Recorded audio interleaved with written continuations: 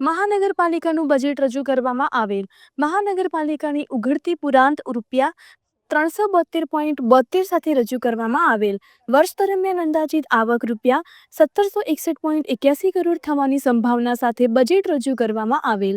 વર્ષ 2026-27નો કુલ રૂપિયા 2134.53 કરોડનું અંદાજિત બજેટ રજૂ કરવામાં આવેલ. વર્ષ દરમિયાન અંદાજિત ખર્ચ રૂપિયા 1856.10 કરોડનો આંકવામાં આવેલ. વર્ષ દરમિયાનની બંધ પુરાંત રૂપિયા 280.83 કરોડ બતાવવામાં આવેલ. જામનગર મહાનગરપાલિકા સ્ટેન્ડિંગ કમિટી દ્વારા 2026-27નું આમ તો જોઈ તો આ એવો પહેલો રેકોર્ડ બન્યો છે કે મહાનગરપાલિકાની અંદર 5 વર્ષની અંદર છઠ્ઠું બજેટ રજૂ કર્યું છે. 3 ગત ચેરમેને કર્યું ને 3 બજેટ અત્યારે વર્તમાન ચેરમેને રજૂ કર્યું.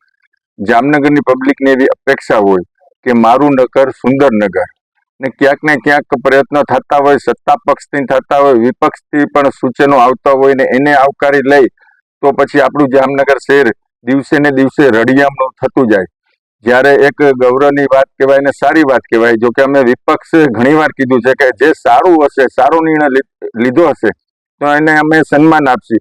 એમ કે જેમ સ્મશાનની અંદર જે અત્યારે જે બોડી જાય છે ને એનો ચાર્જ જે દેવામાં આવતો હોય છે વ્યક્તિ દીઠ જે કરધણી આપે છે, એની જગ્યાએ મહાનગરપાલિકાએ 50 લાખ જેવી રકમ વાર્ષિક એને મંજૂર કરી છે કે ત્યાં જઈને એક પણ રૂપિયાનો ચાર્જ એમને આપવામાં નથી આવતો.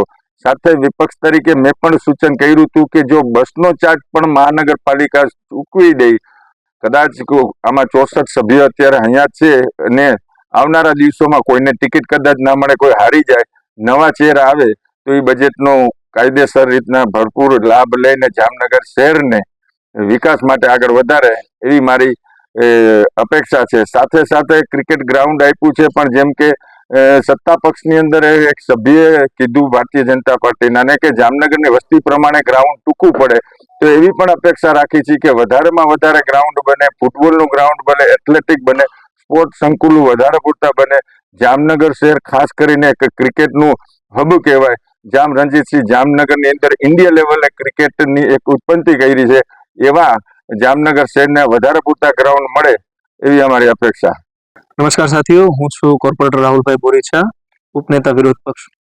મિત્રો, આજ રોજ જામનગર મહાનગરપાલિકાનું નવું બજેટ બહાર પાડવામાં આવ્યું. અંદાજિત 1860 કરોડની આ રકમનું બજેટ બહાર પાડવામાં આવ્યું છે અને સારા બધા નિર્ણયો જે લેવાયા છે એ તો મારા મેયરશ્રીને એમને જણાવેલા હશે. એ સિવાયની ઘણી બધી ખામીઓ જે બજેટમાં છે એ મેં પ્રકાશ પાડ્યો છે કે જામનગર મહાનગરપાલિકાના બધા સભ્યો એવું જ કહે છે કે ભાઈ કર દર વિનાનું આ બજેટ બહાર પાડવામાં આવ્યું છે, પણ એ કોઈ નથી સમજાવતું કે ભાઈ કર દર વિનાની પબ્લિક તમે કરવા માંગો છો, શું કામ ને એમને સક્ષમ ના બનાવીએ આપણે કે એ આનાથી પણ ડબલ કર પણ એ ચૂકવી શકે એટલા સક્ષમ હોઈ શકે, બરોબર છે. એ સિવાય આ બજેટમાં ઘણી બધી એવી ચર્ચાઓ થઈ કે ભાઈ 5 વર્ષની જે ગ્રાન્ટ આપવામાં આવતી હોય છે દરેક સભ્યને 10-10 લાખની દર વર્ષે, એમાં હજી સુધી માત્ર 3 જ વર્ષની ગ્રાન્ટ ફાળવવામાં આવી છે અને 2 વર્ષ પાછળ આલે છે.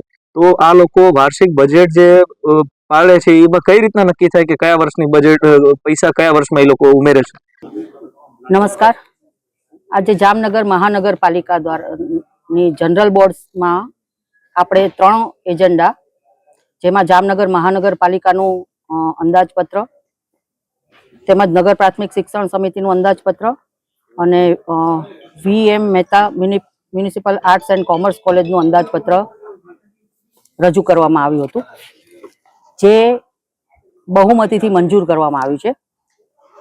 સ્ટેન્ડિંગ કમિટી ઠરાવ નંબર 1641, 1645, 1646ની ભલામણ અન્વયે આજરોજ મળેલ સામાન્ય સભામાં 2025-26નું રિવાઇઝ અને 2026-27નું મહાનગરપાલિકાનું બજેટ મંજૂર કરવામાં આવેલ છે. ઉઘડતી પુરાંત 372.72 કરોડ, વર્ષ દરમિયાન અંદાજિત આવક 1661.81 કરોડ, વર્ષ દરમિયાન અંદાજિત ખર્ચ 1854.10 કરોડ, બંધ પુરાંત 280.43 કરોડ. આમ કોઈ પણ જાતના નવા કરદર વગર એ સંસ્થાઓને આર્થિક મદદ કરવો યોગ્ય લાગે તે માટે સેવાભાવી સંસ્થાઓ અને લોકસેવા અને જનસેવા કરી શકે તેવી આવી રજિસ્ટર્ડ સંસ્થાઓના વિકાસ માટે મહાનગરપાલિકા નક્કી કરે તેવી શરતોને આધીન સારી અને સુદૃઢ સુવિધા પૂરી પાડી શકે તે માટે 50 લાખની જોગવાઈ કરવામાં આવેલ છે. જામનગર શહેરની આગવી ઓળખ ધરાવતા સુપ્રસિદ્ધ ઐતિહાસિક સ્થળોના બહારના ભાગે મારું જામનગરના નામથી સંબંધિત સ્થળોની ઓળખ વિશે લોકો માહિતગાર થાય તે માટે ઐતિહાસિક માહિતી જે તે સ્થળે સાર્વજનિક કરવા માટે ₹20 લાખની જોગવાઈ કરવામાં આવેલ છે. રણમલ તળાવ ફૂડ કોર્ટમાં 5 જેટલા ફૂડ કોર્ટ ખાલી હોય. 5D કે 7D થિયેટર મિરર ઇમેજ આનંદ પ્રમોદ માટે સહેલાણીઓ માટે કરવામાં આનુષંગિક કાર્યવાહી ત્વરિત કરવાની વ્યવસ્થા કરવામાં આવેલ છે. મનપા દ્વારા બનાવવામાં આવનાર ત્રીજું સ્મશાન ઇલેક્ટ્રિકના બદલે ગેસ આધારિત સ્મશાન બનાવવા અંગે કાર્યવાહી કરવાની રહેશે. કોંગ્રેસના કોર્પોરેટર એક સામાન્ય રીતે વિપક્ષમાં બેઠેલા કોર્પોરેટરો છે. કોઈ પણ સારી બાબતમાં સાથ આપવો, અમને જ્યારે બી જનતાનો સાથ મળે છે ત્યારે જ અમે અહીંયા છે. એ લોકોને વિપક્ષમાં બેઠેલા છે એટલે એ લોકો વિરોધ કરે એ આપણે જાણીએ જ છે. પણ આમાં ઘણી બધી સારી બાબતો અને એમના સૂચનો પણ આપણે લીધા છે. જ્યારે આ બજેટ આટલું લાંબુ ચાલ્યું છે, જ્યારે બજેટમાં એમના સૂચનો એમણે પણ આપ્યા છે, તો એ સૂચનોને પણ આપણે લીધા છે કે સમાવેશ કર્યો છે. પણ વિરોધ કરવો એ એમને વિપક્ષમાં બેસીને વિરોધ કરવાનો એમનો હક છે, એ કરે છે. પણ સાથે સાથે આપણે આ બજેટ ખૂબ સારું અને જામનગરની જનતાને ખૂબ ફાયદાકારક રહે અને સાથે સાથે તમામ પદાધિકારી અને સાંસદ અને ધારાસભ્ય અને સરકારને લગત અનુસાર આ બજેટ સર્વાનુમતે નથી થયું, બહુમતીથી આપણે પાસ કરીએ છીએ.